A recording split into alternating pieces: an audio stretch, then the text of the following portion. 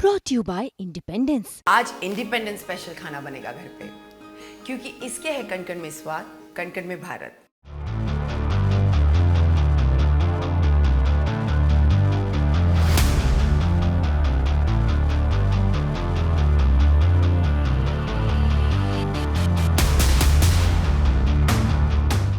वो पल आ गया जिसका इंतजार पूरी दुनिया को था।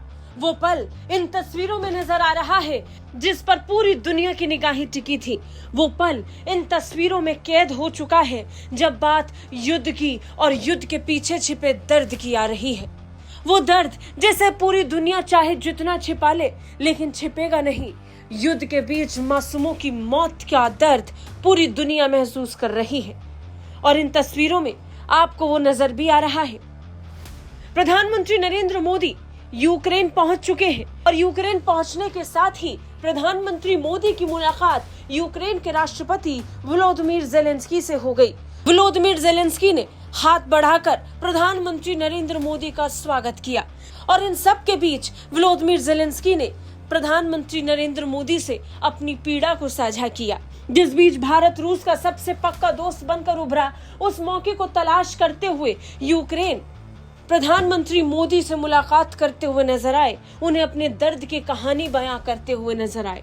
तस्वीरों से और उन इलाकों पर पहुंचकर जहां पर युद्ध की वो जीती जागती तस्वीर दिखाई पड़ती है, निशानियां मौजूद हैं, वहां उपस्थित रहकर प्रधानमंत्री नरेंद्र मोदी से वोलोदिमीर ज़ेलेंस्की यूक्रेन का दर्द साझा कर रहे थे। प्रधानमंत्री नरेंद्र मोदी भी बड़ी बारीकी के साथ वोलोदिमीर ज़ेलेंस्की को सुन रहे थे, आश्वासन दे रहे थे। लेकिन इन सब से तर यूक्रेन के राष्ट्रपति वोलोदिमीर ज़ेलेंस्की को उस आश्वासन का इंतजार है जो अब तक भारत की तरफ से उन्हें वैसा नहीं मिला जैसी उन्हें अपेक्षा है।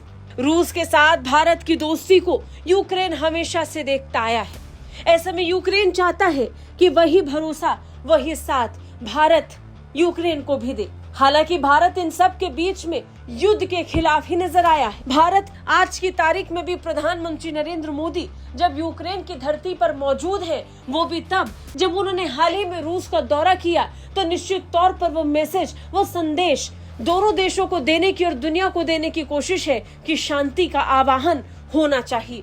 जिस भी जंग की आहट के बीच दुनिया भर के कई देश इस युद्ध से मुनाफा कमा रहे हैं, इस युद्ध में दो देशों को झोंककर अपनी राजनीतिक रोटियां सेक रहे हैं, तब प्रधानमंत्री नरेंद्र मोदी का रूस और यूक्रेन में मौजूद रहना बताने के लिए काफी है कि युद्ध किसी भी समस्या का समाधान नहीं हो सकता। प्रधानमंत्री नरेंद्र मोदी स्पष्ट कर चुके हैं कि वो किसी मध्यस्थता की पेशकश के लिए रूस और यूक्रेन का दौरा नहीं कर रहे हैं। वो तो दोनों देशों से अपील करना चाहते हैं कि वो जंग को रोक दे। हालांकि अब देखना होगा कि यूक्रेन के दौरे के बाद रूस की प्रतिक्रिया क्या होगी और इन तस्वीरों को देखने के बाद पुतिन अपने दोस्त के लिए क्या कहेंगे। ब्यूरो रिपोर्ट, भारत तक।